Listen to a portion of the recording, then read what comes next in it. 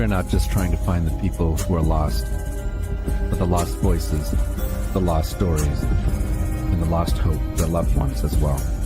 The two boys that were in the vehicle and their parents that helped cover up the vehicle are all guilty.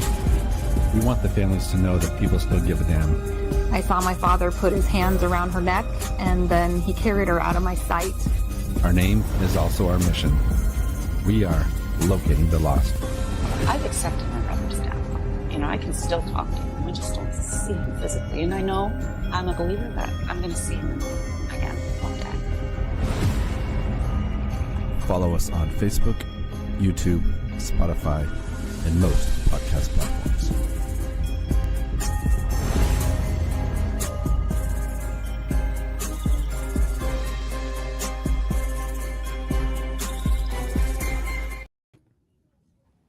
Okay. That ended early. Well, I stopped it. Was it not frozen for you? No, it was not. Oh, okay. Anyways, we're live.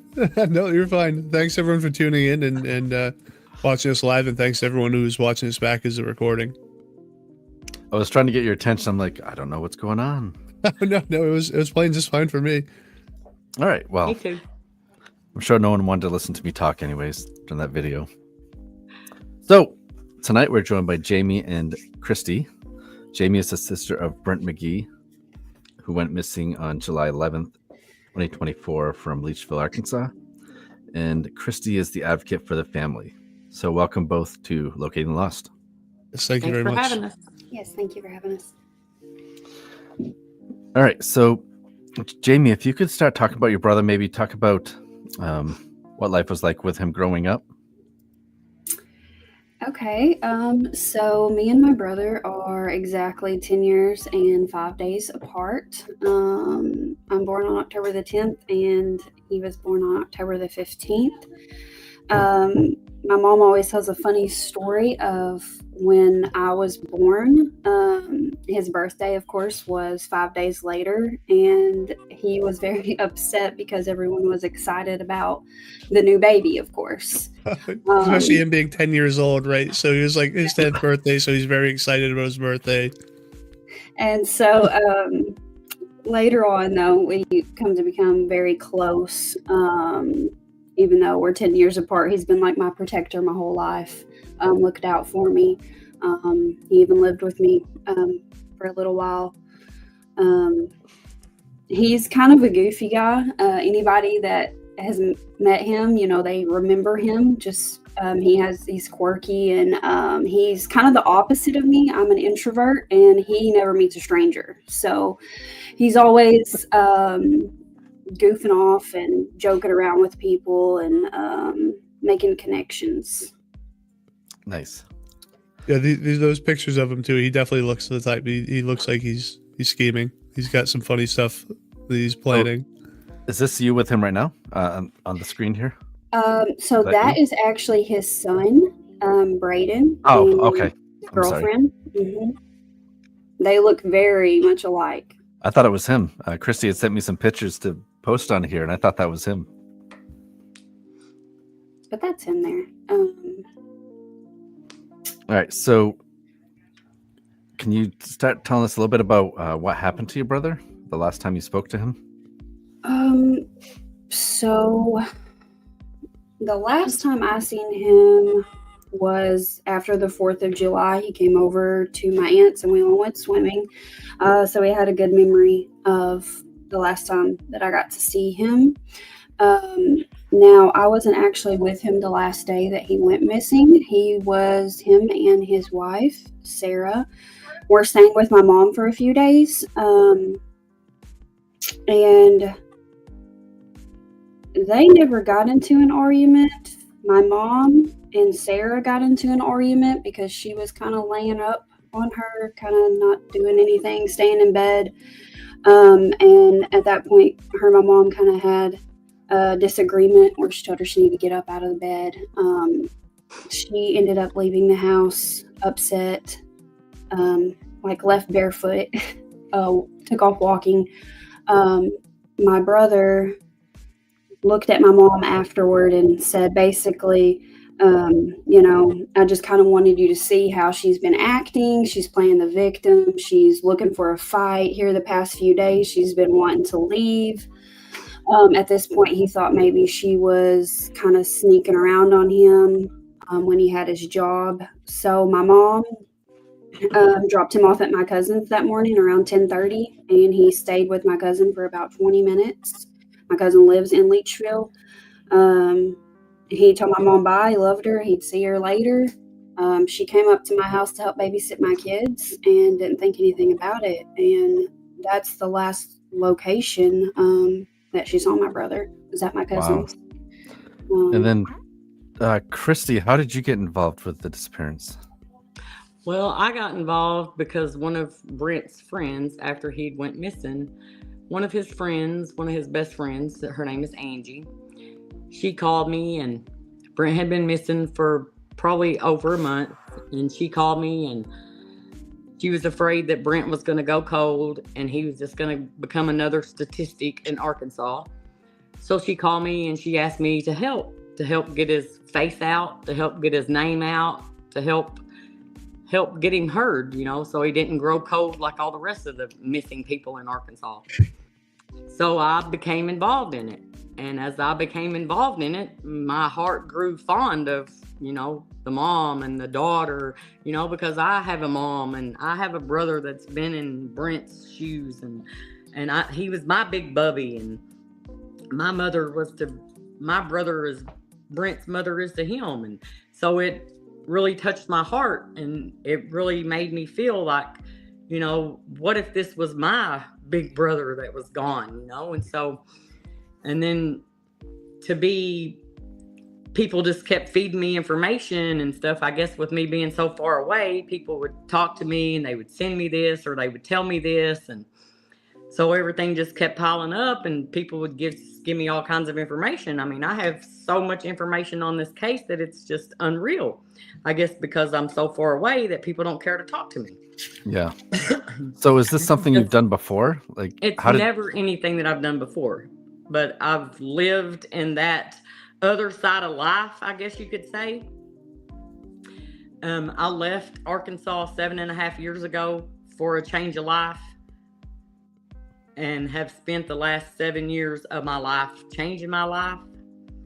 So I guess you could say I've walked in the grounds that Brent has walked in. So I know all the people around.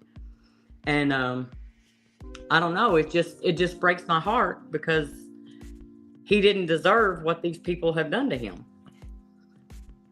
And he just didn't deserve it. He deserves to be brought home. He deserves to be laid to rest. His son, as he said, deserves a place to go see his dad. Even if it is the graveyard, he deserves a place to go talk to his father at. Brent did not deserve what these people have done to him. So, Jamie, what do you guys know about the time after he got dropped off? I know that you said he had visited for like 20 minutes and then he left. Where did he say he was going?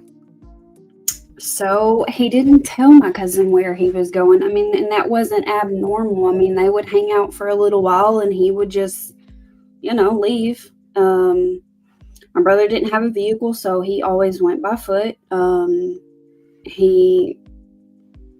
We don't know where he went after that. And worked with the private investigator, interviewing people and trying to put together a timeline of where he may have gone. Now, we had search dogs south. They brought out their scent dog sometime after this case, and they, had his clothing item that they smelled his scent, and they started at my cousin Mark's house, and they picked up Brent's scent, and the report shows that the dog was interested in Sarah's friend's house. It showed interest at his house, and once they turned the corner to go past the house, the dog lost track of his scent. They circled back by this man's house, and the dog was interested again. The dog could not go on the property because the man had no trespassing signs. Do you guys know if those no trespassing signs have been there for a while, or is that something new he put up there after your brother went missing? I don't know the answer to that, but I do know here recently, within this month, he has posted more no trespassing signs, even more. My mom actually drove by as he was posting more on his property. Yeah, I had talked to the Dogs of the South people. As soon as I started helping with Brent's case, I started reaching out to any and everybody, the Dogs of the South, everybody. And I recently talked to Dogs of the South, and they said that they wasn't allowed on the property because they didn't have a warrant to get onto the property to see how much further his scent went. Did they ask him, or what? Whose property is it? Do you guys know? Yeah, Sean Poe's. And the rumor is that maybe him and John Brent McGhee, his wife had something going on, possibly. Yeah, they've been lifelong buddies. He's actually even the one that gave her away at his wedding. Oh wow, yeah, that's right. I did read that. You have those pictures of him creeping over there in the corners, taking pictures and stuff. Actually, here, let me put those up. Where are those? Was it this one? No. Yes. This Sean there. Yes. So he gave her away. They've been friends. I think they went to school together. They've been friends for a very long time. She's very loyal to that guy. And the story behind that is the day after my brother went missing on July 11th, so July 12th, she actually checked into a domestic violence shelter in Searcy, Arkansas. And I believe it's called Hope Cottage. She has been there before. She stayed there for some amount of time. And after that, she checked into Encompass Health for depression. And after she came home back to Leachville, instead of going back to their house that they had together, she went and moved in with Sean Poe. I know that because the police arrested her after that for old warrants, and that was the address that she gave them. All right. Wow. I wanted to mention this. Yeah, there is a comment here. I didn't get the honor to meet him, but I keep seeing him on here, and my heart just has been set on this case. I can't wait to see justice from Melissa Holloway. Oh, sorry. Go ahead, Jeff. We're always fighting over buttons. Sorry about that, guys. I'm seeing a lot of support in here from people as well. Lots of hearts. And then she evaded the polygraph test to begin with. But recently, she went and took the polygraph test and failed it. She was asked 3 questions. The first question was, did you kill Brent? And she said no, and she passed that question. The second question was, do you know who did? And she said no, and she failed that question. And the third question was, do you know where he's at? And she said no, and she failed that question. How do you know that? Like, why would they release that to you, Christy? I know somebody that was there when she took it. But it's still hearsay, so. Well, yeah, it's allegedly. It's not like the police. It's not like I was in the room or nothing. It's all hearsay, yes. But. So, I mean, from what I understand, Jamie, your brother was upset that his wife had left, and she's over at this other dude's house, right? Who's a friend of theirs, by all accounts. I mean, if he gave her away at the wedding, I would assume that they all got along and whatever. He was seen outside the home, right? In the street or something? So yes, at Sean's residence, he has a shop in his backyard because he's a taxidermist. And that's where he kind of hangs out, and he has people over. And on July 11th, he had a number of people in his shop hanging out, and me and the PI interviewed some of those people that were there. And one of the persons that was there said she saw my brother standing in the middle of the road in front of Sean's house. She goes on to say that my brother's wife, Sarah, came into the shop. She was upset, crying, saying not to let my brother come in. She didn't have any visible marks or anything on her, is what the girl said, that she had just been crying, and they were told not to let him in. So before they shut the door to the shop, she said she did visually see him standing in the road. Now, she places a person with him by the name of Ronnie. I don't know if there's truth to that or not. And do you know who Ronnie is? So yes, I do. Ronnie was a longtime friend of my brother's. On and off, they've had their arguments, like every relationship. But they had recent arguments before my brother went missing, or so I've been told. So Okay. I'm assuming that the police have questioned Ronnie about him being there?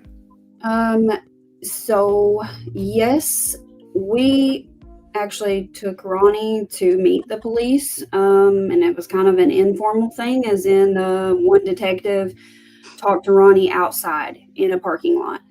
And then he was later arrested, and they went to question him, and he told me from his mouth that when they started asking about my brother, he said he wanted a lawyer. And there was no further questioning. And they really don't have a lot, right? Like, they have potentially a failed polygraph test. Did he get polygraphed too? No, he has been saying that he would do a polygraph test, but there hasn't been one set up or scheduled. The police haven't really been in contact with us as of here recently. But we did let them know, and we did forward the messages that he said he wanted to take a polygraph. So you guys brought him to speak to the police, you said, right? Yes. And did he confirm to you guys before you got there that he was with your brother, or did he talk about it at all? So he denies that he was with my brother that day. He says he has an alibi, but he has yet to give me that alibi. And are you guys still like cordial with each other? Do you guys ever still talk, or have you guys stopped talking since that interaction? He's reached out to me and my mom both throughout the majority of this case randomly, but here as of recent, I haven't heard anything from him. Wow. There's lots of crazy rumors. Lots of crazy rumors about him going around town too. I have heard from people, like I said, it's a rumor, that he's been going around saying he has my brother's eyeballs and asking people if they want to see them. And I actually mentioned this to the police, and his response was, "Well, that's not the first time I've heard that. Someone else told me this." If that's not the first time, if it is the first, it doesn't matter. Why are they not? They haven't questioned him yet? Like, he's not. That's wild to me. And there's also a rumor that picture you put up with the cross necklace around Brent's neck. There's also a rumor that he walks around with that around his neck also. Of that necklace? Yes. That Ronnie walks around with that around his neck and bragging about having Brent's eyeballs in a jar. What in the world? But that's his friend, his lifelong friend. This is just devil's advocate, but does he have like a dark sense of humor? Like that, I can't imagine someone saying that, like, if I had a friend, I could never say something bad about them if they're currently missing. But like, I know that some people are just a bit more weird, but that just seems like a very, very bizarre thing to say. Right. Another thing that I find odd is he had a white car, and it was not in the best condition, but he had that car taken to a metal place, and it was completely scrapped. on July, I think it was 25th, my birthday. 25th. Yeah, Oh. so less than 2 weeks. So yeah, less than 2 weeks My later. birthday. Now I 3 have days after your mom reported him missing. and I have a friend that actually helped haul that vehicle off, and he said that there was black soot in the back seat of the vehicle. Now, Ronnie tells the story. He's actually told two different stories. One was, I think it was his girlfriend or someone put sugar in the tank of the vehicle. Oh, And then another person said, Okay, another someone just story post was, that. yeah, he put Dr. Pepper in his tank of his vehicle. But it's odd to me because the guy who had it hauled off said that the engine looked like it had been messed with. And it's just odd. I think he only had the vehicle for like 2 months, looking at registration and when he had the title. He got it in like May, and by the end of July, it was already scrapped. Unreal. I had shown this slide earlier. Is this the garage or the? That's Brent's Chop. house That's Brent's That's house. Brent's house. Okay. that they declared a crime scene. Did they find anything there? So they originally went in and looked at my brother's house after we reported him missing. They weren't there for a very extensive time, and I will say that Sarah was kind of a pack rat, so it was very messy. Actually, in their bedroom, you could not see a floor because it was all of her clothes. Wow. And I don't think that there was a very thorough job done when they went into his house. Sometime after this, me and a few of my people that have been working with me on this case doing searches, we got some luminol and we decided that we were going to spray area of his house. When we did that, it lit up. So with luminol, usually if there's a blood reaction, it will light up like a fluorescent blue.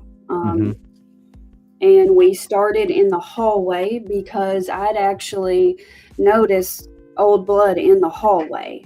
Now, he had cut his foot at some point, so I thought, well, maybe it's from him cutting his foot. Let's spray here and see what it does, because I'm pretty sure that was blood. And we go from the hallway and start spraying into his bedroom, and it starts speckles all over the floor. And on one wall of his bedroom, it is sprinkled blue fluorescent from the bottom to the top of the wall. Oh, wow. Okay. Did PD say they found anything in the home, or did they say there's nothing to see here? Couldn't find anything. So at that point, we called them to come out. They took pictures of us spraying and it lighting up. They did collect some evidence from his house to send to the crime lab. What I find very frustrating is that this evidence was obtained and collected on November the 10th. And today is the day, supposedly, according to the Nick Morgan Foundation that they reached out to, that today is the day that they are taking it to the Arkansas State Crime Lab. They have had it for 5 weeks. Wow. Convenient timing. That stuff happens a lot with us. It's funny. And got told very different stories as to why it was taking so long. Like, first it was the captain has to be the one to schedule an appointment with the crime lab, and he's not in until this day. And then the next week I follow up and I was told it's packaged to go, but we're waiting on other evidence to take with it because it's a 3-hour trip for us. And I said, other evidence? So are you guys going to canvass my brother's house and collect more DNA because we only touched one room? And he said, no, we're going to wait from other cases. They're waiting for something to fall out of the sky for them. Yes. And Did either of you reach out to the sheriff's department, let them know that you're doing the podcast tonight? Somebody probably told them. No, I was just wondering if you had let them know. Like, and I usually try to tell guests that let them know in case they have something they want to say on here. But they don't like the family really participating in podcasts or social media, from what we've experienced in the beginning of the case. We have actually, like I said, tried to reach out to the sheriff. My mom and 2 aunts actually tried to reach out to the sheriff about how long it's taken for the evidence to be transferred, and they have not called us back. I reached out to the police by email last Wednesday. I have not got an email back or a call back. So it's very Danette frustrating. Robinson says too many unexplained deaths and missing people in Mississippi County. Is that true? Is there a lot going on there? Yeah, that's why we fight. That's why we're fighting so hard. We don't want Brent to be another cold case in Arkansas. Melissa In Holloway Southeast Missouri, Northeast Arkansas, it's notorious. Melissa Holloway says this is ridiculous. Something's not right for sure. Sounds like laziness if they are babbling about the 3-hour trip. Yeah, Yeah. and I'm not surprised that they don't want family members going on podcast or speaking to the media about it, because it makes them look bad because they're not getting things taken care of. I mean, it's pretty much an open shut case. We've handed them a case, And we've done all the legwork for them. Kim Lunsford Diffie says Mississippi County should be ashamed. It's time for the Arkansas State Police to step in. so She also said all I've ever heard is Mississippi County being crooked. I keep getting those comments as well. I actually politely asked the detective on the case if they would have the Arkansas State Police join in, since it seems that there's a resource problem there if we're taking this long to get evidence to a lab. And the response I got back was they won't do anything different than what we're doing. And I wanted to say, well, I sure hope they would. Right. We begged for FBI or state police.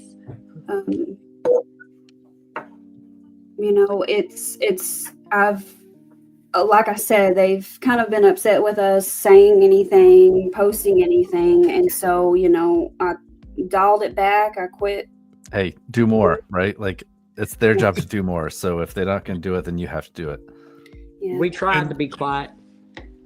But it didn't get us anywhere. Nope. Put up that number again, Travis. I can't do the thing. We had this up earlier, but we tried to mention this a few times, the reporting agency. So if anyone listening knows anything about any of this, or if you just want to get a hold of them, maybe harass them a little bit, not legally harass them, but get a hold of the police department to see if they're going to pay attention to this case or not. Their number is 870-658-2242, and that's the Mississippi County Investigation Unit. So yeah, if you know anything, make sure to reach out to them, or like I said, just try to get them to pay attention to this case and actually put some work into it. Yep. Let's see. What are the comments we got here?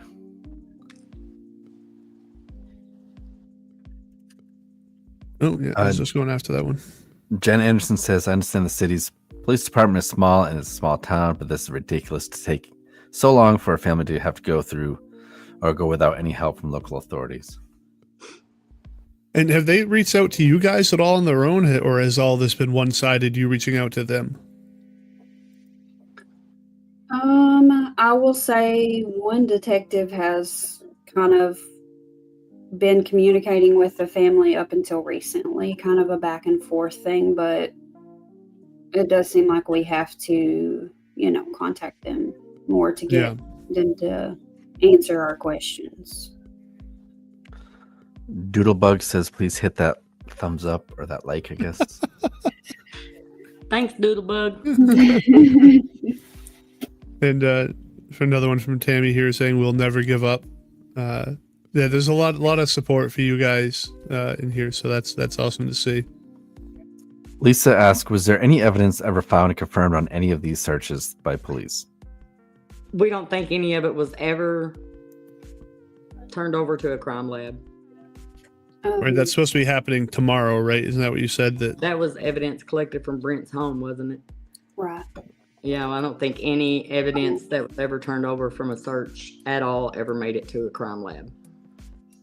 I like this comment from Christy. What does the Mississippi County need? Gas money to get there? I mean, seriously, if this was one of their family members, hell or high water, this case would have already been solved.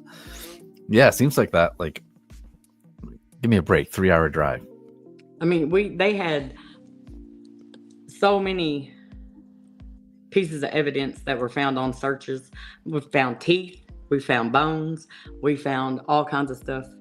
That's never one thing made it to a crime lab. Ever. Nothing.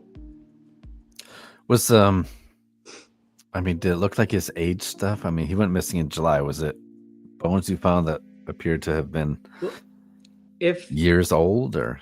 I mean, there's so many rumors that if they've done what half of the rumors are that they said they've done, then there's no telling what kind of shape that any of it would have been in. Especially if he's a taxidermist, then it's not uncommon for them to bleach bones and stuff like that to take care of remains. You know, and I forgot that's what you had said earlier, and like that kind of makes sense with the whole, eyes thing.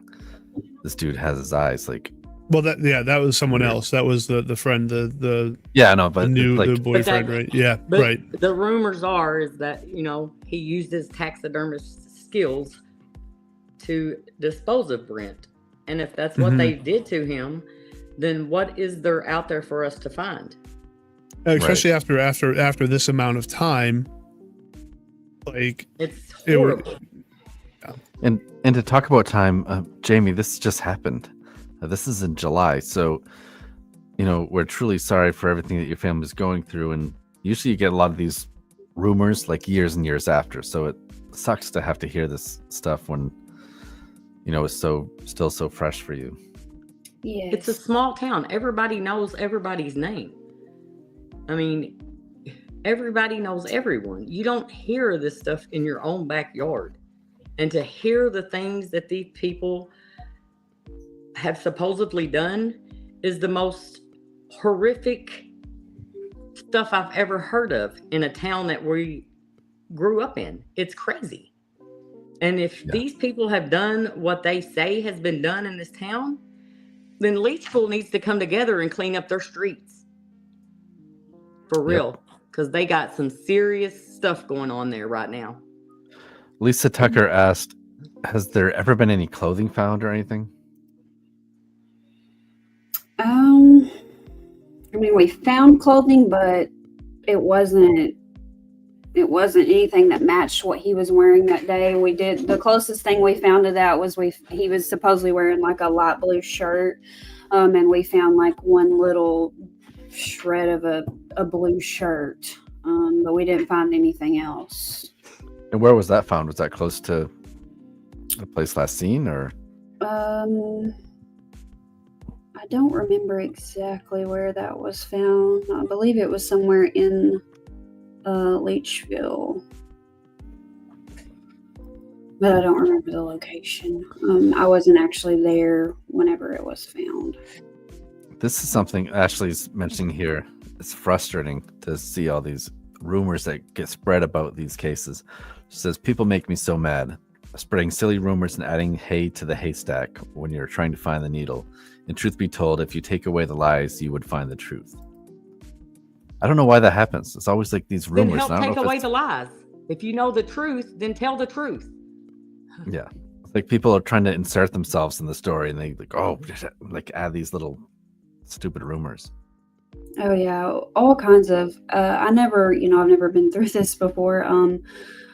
My brother being missing and presumed that something terrible happened is losing one of the closest people I've had to me, and the things that I have heard, I mean, it's just unreal. I actually had a person that made a whole Facebook account and made up this whole story that they made this fake account because they were related to Sean the taxidermist.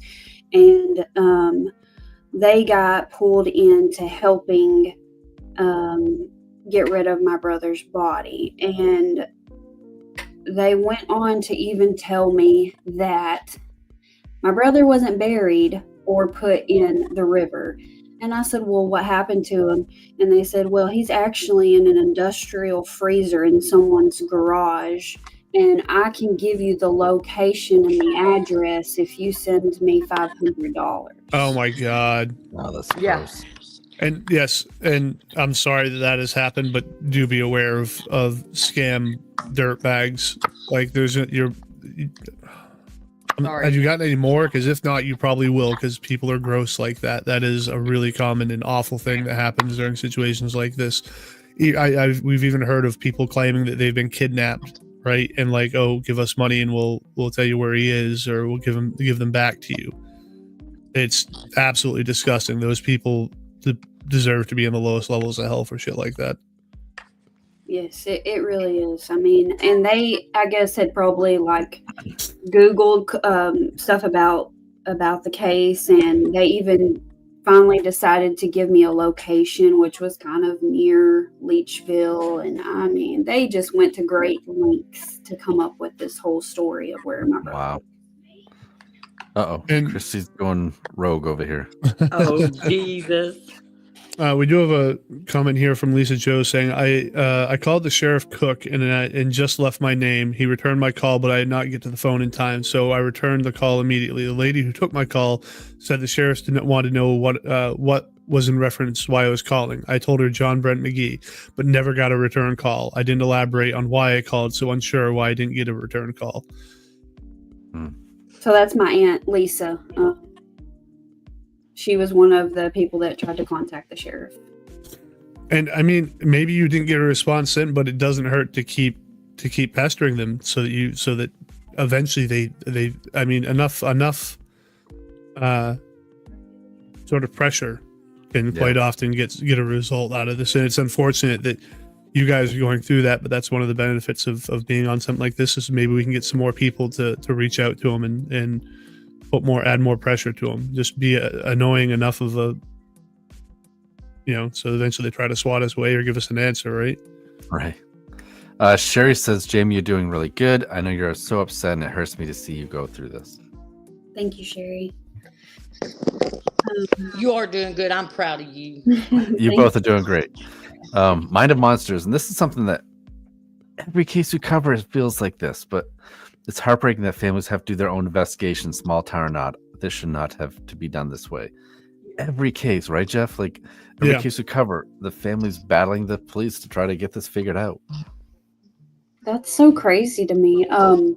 Like speaking on that, even probably a month after he was missing, the police had told us that they had went to the surrounding streets by Sean's and asked for people's camera footage, right? We were hoping, like I said, he's seen in the street standing in front of Sean's. Well, where did he go after that? So we were trying to see if he's walking, which is what he normally does. He would have been caught on someone's camera.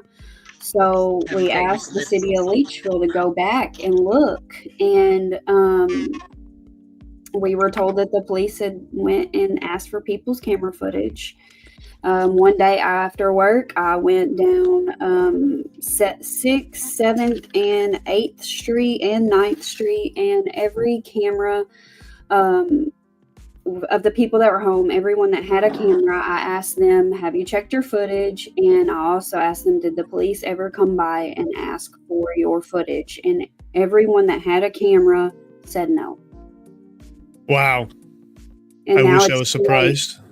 Yeah. It's too late to get anything at this point. Most people's stuff isn't recording anywhere near that long.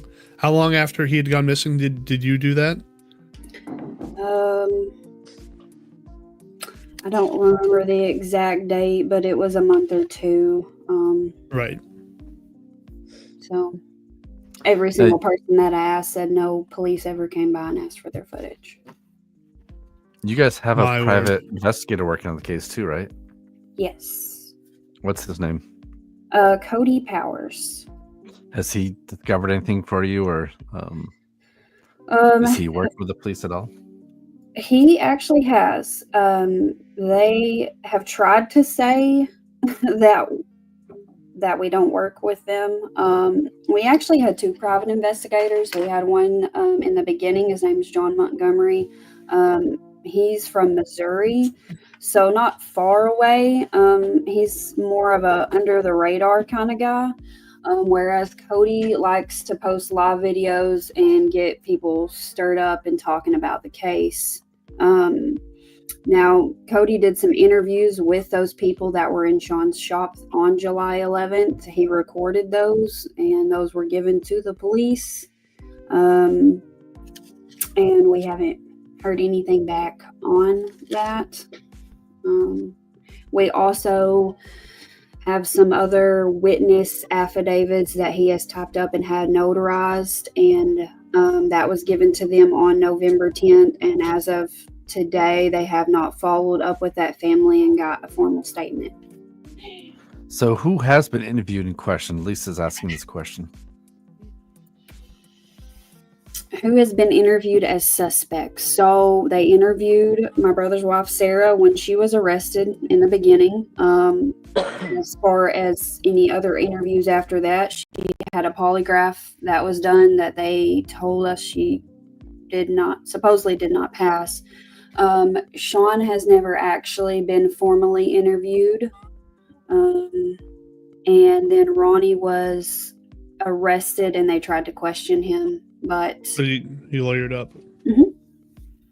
And that's as far as that went, right? Like they didn't, as far as you know, at least, they didn't quite bring him in for questioning later with a lawyer even? no. Oh my word. And this has been since July. So it's not like this is, 10 years, 2 year, 1 year even. Like this is very recent. They've had ample opportunities to try to do something. And even evidence wise, the only thing that they've gathered is because you went into his house and did some luminol sprays. And I have photos that were took from when his house was first walked through of blood on the wall in his hallway. Why didn't you test that blood when you walked in his house when he was first reported missing? And there's a comment here, Jamie Land saying, "Are you kidding me? The cops asked for my camera footage when the neighbor's car was broken into." Right, they'll ask for that, but that's super important. Right, but not when a man has gone missing. Trying to keep up with these comments. Thank you guys for asking these questions. We appreciate it. Oops. The police tell us not to take matters into our own hands, but when we come to tell them about a situation, nothing is done. That's from Ashley Smith. Right. Yeah. Well, they're like. allergic to working, apparently, right? They're afraid that if you take stuff into your own hands, and they might have to go do something. And normally, we are supportive of cops here, but hearing about stuff like this so often, it's just kind of depressing and demoralizing. If it was one of their family members, I bet it would be done different. Right. Yeah. I bet you're right.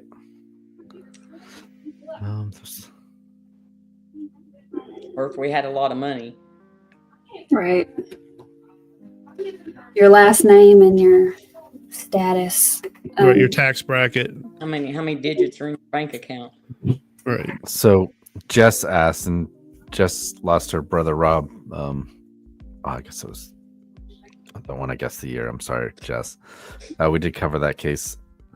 Do they have any evidence of him no longer being with us? Is there a possibility he's still alive somewhere?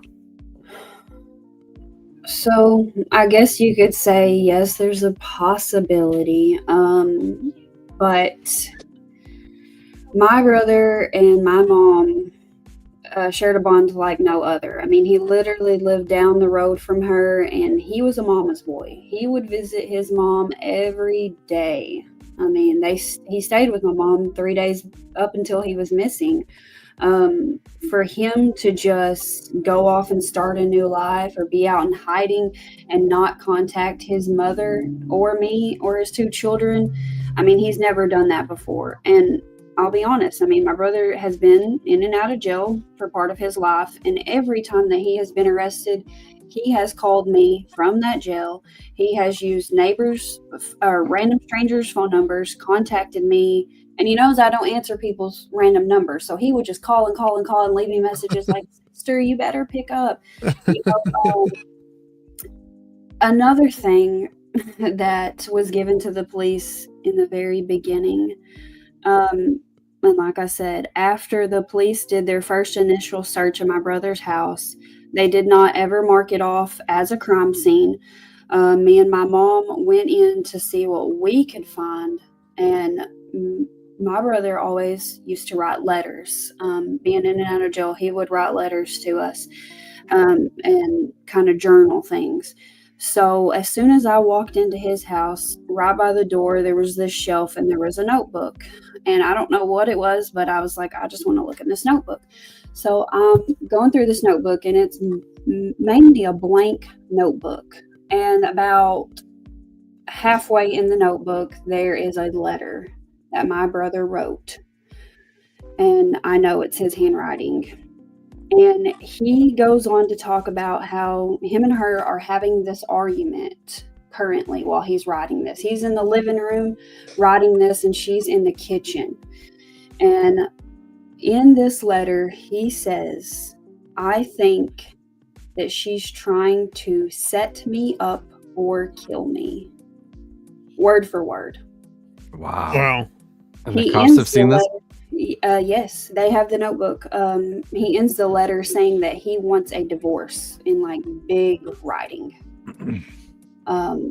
Now later on, we have another letter of his that he actually wrote and left at my mom's apartment, and it talks about kind of some events that are going on in his life. He talks about how he lost his job, and the reason why he lost his job is because he suspected that she was running around on him or going and trying to do drugs, which he was wanting to live a clean life. He was working, they were going to church. So he started missing work to see where she was going. He talks about how he lost his job. He talks about how his dog got ran over and killed.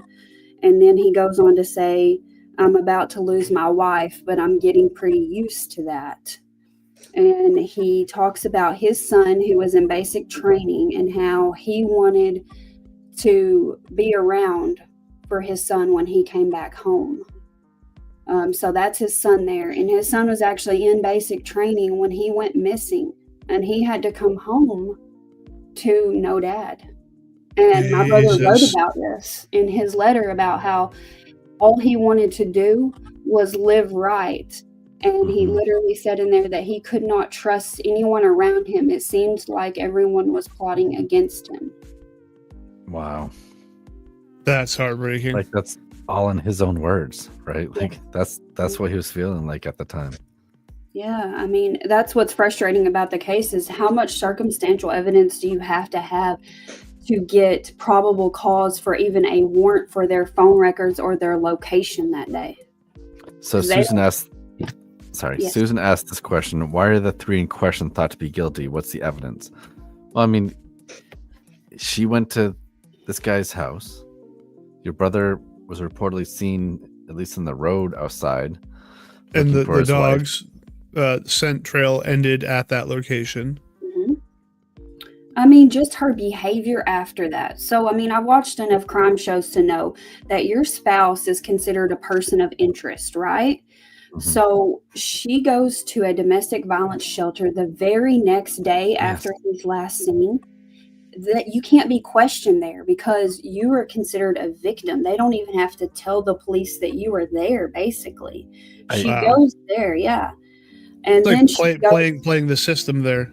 Right, and then she goes to another place for mental health. It's like she's given herself time to think about her story, get it all, get your head straight. So potentially. Did do we know when she went to the clinic or whatever did she say that your brother abused her? That's why she's there? Was there any evidence of abuse, like physical at least? I mean, emotional, I guess you can't tell, but no. But there's one time on her Facebook where she commented on there to somebody's post that where she had to get out before she couldn't get out.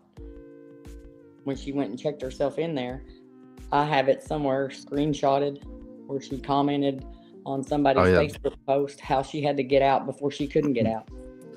Yeah, like if my wife went missing, I think I would be trying to share the story and making posts, but it seems like Jen says, and she doesn't even make a Facebook post or anything for what, like 50 plus days 54 days. 54 days. And, Disgusting. Yeah, And then that's she talked another about him in thing. past tense. Yes. And she never reported him as a missing person. She never went on any searches for him. She never posted any flyers. And here's the thing. Her and my mom had a disagreement that last morning, right? Mhm. Me and Sarah have never had an ill word spoken to one another. I haven't posted anything bashing her, and she has yet to reach out to me. Not a text, not a call since my brother has been missing. The only people that she actually did reach out to were his 2 children. And that was around the same time frame, like 54 days later, she sent them a message explaining to them that she had to go to this shelter and she had to go for depression and all of this, and that they could contact her. And she just felt so lost. Did she ever mention that your brother had abused her to the children? She didn't say those words, basically just said that like he had, there was another side of him that we didn't see. Now, when we go back to, I mentioned that I think she went to the Hope Cottage is because I found a folder in their house, and it had Hope Cottage dated for February of this year. And she actually went there in February. But here's the thing. She told my brother that she was going to a drug rehab to get clean. But what she texted one of her daughters was that my brother was abusing her and she needed help. Now, my brother found out later that that's what had happened because he had went through her phone and read the messages. So just manipulating her daughter to make her think that he's abusing her. Right. It seems like she was kind of like planning this victim mentality for months. And I don't understand why. Sarah, if you're watching, you're welcome to. Do you have that call-in number? Can you post that, Jeff? Oh, yeah. Sarah, if you're watching, we'd love to from hear your side of the story as well. Teresa Greer is saying, love you, Jamie. Hang in there. We're here for you. We say this sort of thing all the time, like helping share this story, like getting it out there is the only thing that we can do to try to help in these situations. So if anyone can, share that sort of stuff, get it out there to other people, get some attention to it, call the police department. I'll put that number up. Oh, or can you put that number up again real quick? Yep. We'll just read that off again. Yeah, so it's Mississippi County Investigation Unit, 870-658-2242. Reach out to them if anyone has any information about this sort of thing, and I'll put that number back up there. That's our call-in line. No, we only have a few minutes left, but I'll ask Christy. Christy, what do you think happened? What do I think happened? I think that some evil people have done some evil things. I think that they took Brent's life. I think that the rumors are probably true. I think that they've probably done some really disturbing stuff. I think that every day we come one step closer to bringing justice for Brent. And I think that the town of Leachville needs to pull together, and we need to get justice, and we need to get these people off the streets, because if they did it once, I don't believe it's the first time they've done it, and I believe they'll do it again. And it's your kids that are walking around there, the next generation. So let's pull together and let's get these killers off the streets. Right. And bring Jamie, what do you? For Brent McGhee. I'll ask you the same question, Jamie. What do you think happened to your brother? kind of going along with what Christy said, I think something very bad happened to my brother. It's not his normal behavior to wait 5 months and we haven't heard from him. I mean, we celebrated his birthday without him this year. It's just their behavior alone tells me that something is wrong and something bad happened. And the evidence that we have, there are a lot of rumors, but you get to talking to people and some stuff starts matching up. And there's things that are matching up in this case that are showing the suspects we think that did it, may have a part in it. Their actions are matching everybody's words. Yeah. Well, we thank you both for joining us, and Jamie, we hope that your brother's found soon and your family has answers. And Christy, thank you for being an advocate for the family and helping them out, trying to gain exposure for this case. I mean, it's sad that you guys both have to do this, not only because your brother's missing, Jamie, but the police aren't doing that job right. So we just wish you both well, and hopefully we get answers soon. If you guys need anything else shared out there, obviously let us know. We'll absolutely put anything else out there, and anyone watching, sharing this out there, supporting them. Also, there's their Facebook page. We'll put that in the chat for people to go join that, to follow along with any updates and help share that out, get some more attention to it. It's all greatly appreciated. I'll throw out a couple more comments here before we end, but Russell says, Jamie, you're doing an amazing job. I'm so proud of you and how strong you've been through all this. Your brother would definitely be proud of you. Yes, I get the feeling like you're very stoic about this, and I know it's probably affecting you tremendously. Hopefully you get the answers so you can finally grieve if that's what it is, or you know what I mean. He's up there saying, that's my baby sissy right there. What's your go?